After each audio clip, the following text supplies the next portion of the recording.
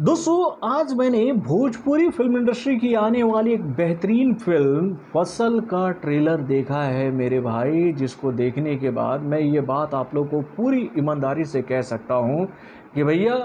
अब हमारी Bhojpuri film industry जो है वो बदल रही है मेरे भाई, बदल रही है। यानी कि भैया हमारी भोजपुरी इंडस्ट्री पर जो अश्लीलता का टैग लगा था उसको अब हटा रहे हैं हमारे भोजपुरी फिल्म इंडस्ट्री के समझदार मेकर अपनी आने वाली फिल्मों के माध्यम से। तो दोस्तों कैसा है फसल का ये ट्रेलर, क्या है इस फिल्म की कहानी, और भाई क्या इस फिल्म के ट्रेलर को देखने के बाद मैं ये बातें आप लोगों से कह सकता हूँ अपनी ज़ुबानी कि भाई आप इस फिल्म को अपने पूरे परिवार के साथ सिनेमा घरों में आकर देख सकते हो।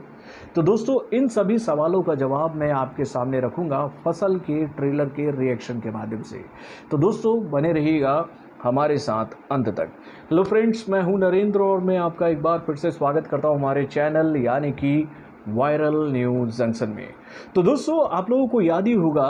कि भैया जैसा ही भोजपुरी फिल्म इंडस्ट्री का नाम लोगों के जहन में आता है कि लोगों के दिमाग में भैया भोजपुरी फिल्मों का टाइटल क्या आता है, तो गइल भैंसिया पानी में हमरे लहंगा में घुसल बा के तो लदनवा भैया चोली में चला था AK-47। मतलब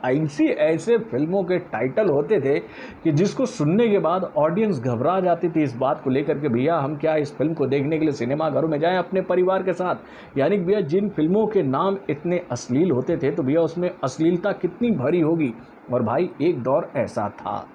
भोजपुरी फिल्म इंडस्ट्री का एक दौर ऐसा था कि भैया भोजपुरी फिल्म इंडस्ट्री के मेकरों को ऐसा लगता था कि भैया अश्लीलता से ही भोजपुरी फिल्में चलेंगी। यार इन मूर्खों को कौन ये बात समझाता कि एक वक्त बॉलीवुड का ऐसा था कि भैया बॉलीवुड की फिल्मों का जो प्लॉट होता था वो यूपी बिहार बेस्ड होता था।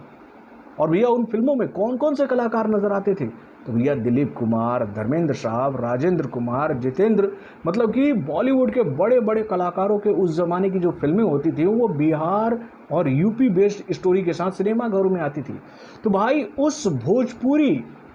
कॉन्सेप्ट को भैया भोजपुरी फिल्म इंडस्ट्री के मेकरों ने जिस तरह से मटिया मेट किया, ये बात किसी से छुपी नहीं है। लेकिन भाई अब अच्छी बात है कि भैया इन मेकरों की आंखें जो खुल गई है वो अब ये बात समझने लगे हैं कि भाई अश्लीलता से आप ज़्यादा दिनों तक फिल्म जगत में सरवाइव नहीं कर सकते हो। अगर आपको भोजपुरी फिल्म इंडस्ट्री में आगे बढ़ना है, इस इंडस्ट्री को आगे भी सरवाइव करवाना है, तो भैया इस अश्लीलता से इन्हें बाहर आना पड़ेगा। क्योंकि भैया भोजपुरी मार्केट में भी भैया हिंदी फिल्मों की पकड़ जो है वो काफ़ी मजबूत हो चुकी है। इवन साउथ की फिल्मों ने भी काफ़ी हद तक भोजपुरी मार्केट को अपने अंदर समेट लिया है। तो भाई इन बातों को ध्यान में रखते हुए ऐसी फिल्में बनकर आ रही हैं जिसके ट्रेलर को देखने के बाद हम ये आप लोगों से बात कह सकते हैं कि भैया वाकई में इस फिल्म का कंटेंट जो है वो बहुत ही शानदार है मेरे भाई। तो दोस्तों इससे पहले कि मैं फसल के ट्रेलर का रिएक्शन आप लोगों के सामने रखूं कि भैया उससे पहले मैं आप लोगों को इस फिल्म से जुड़ी हुई थोड़ी सी जानकारी दे दूं कि भैया इस फिल्म के डायरेक्टर कौन है और इस फिल्म में नजर आने वाले मुख्य कलाकार कौन कौन हैं। तो दोस्तों इस फिल्म के डायरेक्टर का नाम है पराग पाटिल, जिन्होंने भैया बहुत ही अच्छी फिल्म बनाई है अच्छे कंटेंट के माध्यम से। उसके बाद भैया इस फिल्म में नजर आने वाले जो मुख्य कलाकार हैं वो हैं भोजपुरी फिल्म इंडस्ट्री के जुबली स्टार यानी कि भाई दिनेश लाल यादव,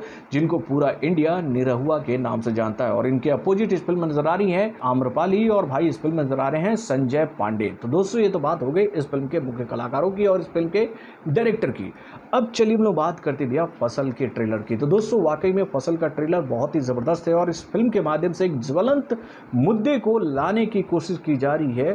भोजपुरी ऑडियंस के सामने कि भाई किसानी कर रहे किसान इन दिनों भैया समस्याओं से सामना करते करते किस तरह से अपनी जीवन लीला को समाप्त कर दे रहे हैं। यानी कि पहले शॉट में ही हमें यह बात बताने की कोशिश की जा रही है कि भाई एक पीरियड से लेकर इस पीरियड तक कितने सारे किसानों ने आत्महत्या कर ली है भैया कर्ज के बोझ तले दबकर। और भाई इसी के साथ इस फिल्म की शुरुआत होती है जिसमें हमें नजर आते हैं निरहुआ, जिनका एक हंसता खेलता परिवार है, उनकी एक छोटी सी बच्ची है, उनकी वाइफ के रोल में नजर आ रही हैं आम्रपाली, और इनका एक खुशहाल जीवन चल रहा है। इनके पास में अच्छा खासा ज़मीन है और उस ज़मीन पर वो खेती करते हैं और उस खेती के बल पर अपने परिवार को चला रहे हैं। यानी कि भैया इस फिल्म के ट्रेलर में हमें ये बात बताने की कोशिश की जा रही है कि भाई हमारे देश के किसान जो हैं वो इस उम्मीद पर किसानी कर रहे हैं कि भाई अगर इस साल फसल ठीक नहीं हुई है तो कोई बात नहीं, अगले साल फसल जो है वो काफ़ी अच्छी होगी और उस अच्छे फसल से हम अच्छा मुनाफा कमाकर अपने जीवन को थोड़ा सा सुधार सकते हैं। और इसी उम्मीद के साथ निरहुआ जो है वो अपनी बीवी के साथ मिलकर खेती कर रहे हैं। और भाई इस फिल्म के ट्रेलर में हमें आगे ये बात दिखाई जाती है कि भाई उनकी खेती भी ठीक ठाक होती है। जब वो अपने फसल को लेकर पहुंचते हैं मंडी में तो भैया मंडी के जो साहूकार हैं, मंडी के जो दलाल है, वो उनके फसल का उनको सही दाम नहीं दे रहे हैं, जिसको देखकर निरहुआ ये बात सबके सामने रखते हैं कि भैया वो सरकारी रेट पर ही अपने फसल को बेचेंगे। और इनकी इस जिद को देखने के बाद उस मंडी का जो साहूकार है, जो वहाँ का दलाल है, वो ये बात समझ जाता है कि अगर ये जिद इस बंदे ने उठाई है और अगर इसको हम सरकारी रेट पर पैसा दे देते हैं तो भाई बाकी के जो किसान अपने फसलों को बेचने आए हैं इस मंडी में तो वो भी कहीं इसी की तरह सरकारी रेट ना मांगने लगे। और भाई इसी कारण से निरहुआ की दुश्मनी जो है वो हो जा रही है उस साहूकार से, उस मंडी के दलाल से। और उसके बाद हमें क्या देखने को मिलता है तो भाई निरहुआ की लहलहाती हुई फसल जो है वो जल चुकी है, उसका मकान जो है वो आग के हवाले कर दिया गया है। और उसके बाद निरहुआ के जीवन में दुखों का पहाड़ टूट पड़ता है। निरहुआ को पुलिस पकड़ के लेकर चली जाती है। देन उसके बाद हम ये बात देखते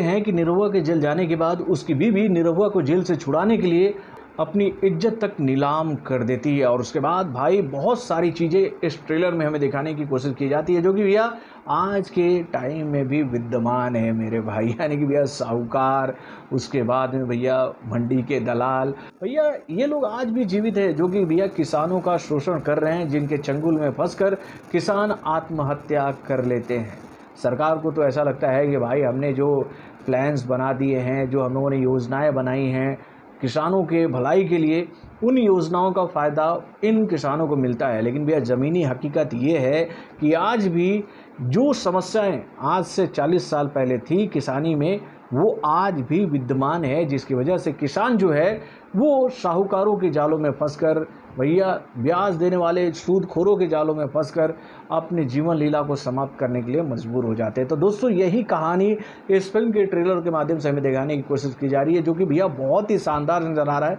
तो भाई जब तक ये मुद्दा हमारे देश में जीवित है तब तक भैया मुझे ऐसा लगता है कि भैया ऐसी फिल्में बनती रहनी चाहिए, ताकि इन फिल्मों को देखने के बाद सरकार की आंखें जो है वो खुले इस बात को लेकर कि भैया जो प्लानिंग हम करते हैं, जो सरकारी योजनाएं हम बनाते हैं किसानों की भलाइयों के लिए, तो भैया क्या उन योजनाओं का फ़ायदा मिल पाता है किसानों को। भैया सरकार को ये बात समझनी पड़ेगी कि भैया क्यों इतने सारे किसान लगातार भाई अपने जीवन को समाप्त कर रहे हैं किसानी करते करते। तो दोस्तों नो डाउट फसल का ये ट्रेलर बहुत ही अच्छा है और भाई ऐसी ही फिल्में जब बनकर आएंगी तभी तो भैया हमारी भोजपुरी फिल्म इंडस्ट्री जो है वो इंडियन फिल्म इंडस्ट्री की बाकी फिल्म इंडस्ट्रियों से मुकाबला कर पाएगी। क्योंकि भैया भोजपुरी फिल्म इंडस्ट्री को लेकर मैं एक बात आप लोगों से ज़रूर कह सकता हूँ कि भैया इस इंडस्ट्री के पास में अच्छा खासा ऑडियंस गैलरी है मेरे भाई, करोड़ों में ऑडियंस गैलरी है। अगर यहाँ से भैया अच्छी फिल्में बनकर निकलेंगी तो भैया यहाँ की फिल्में यहीं से ही भैया कम से कम 60 से 70 करोड़ तक का बिजनेस कर सकती है, अगर ढंग की फिल्में भोजपुरी फिल्म इंडस्ट्री में बनने लगी तो बॉलीवुड से जुड़े और भी कई सारे खबरों को जानने के लिए हमारे चैनल यानी कि वारन जंक्शन को सब्सक्राइब करना ना भूलिएगा और हमारे अपडेट्स को जानने के लिए बेल आइकन को जरूर दबाइएगा।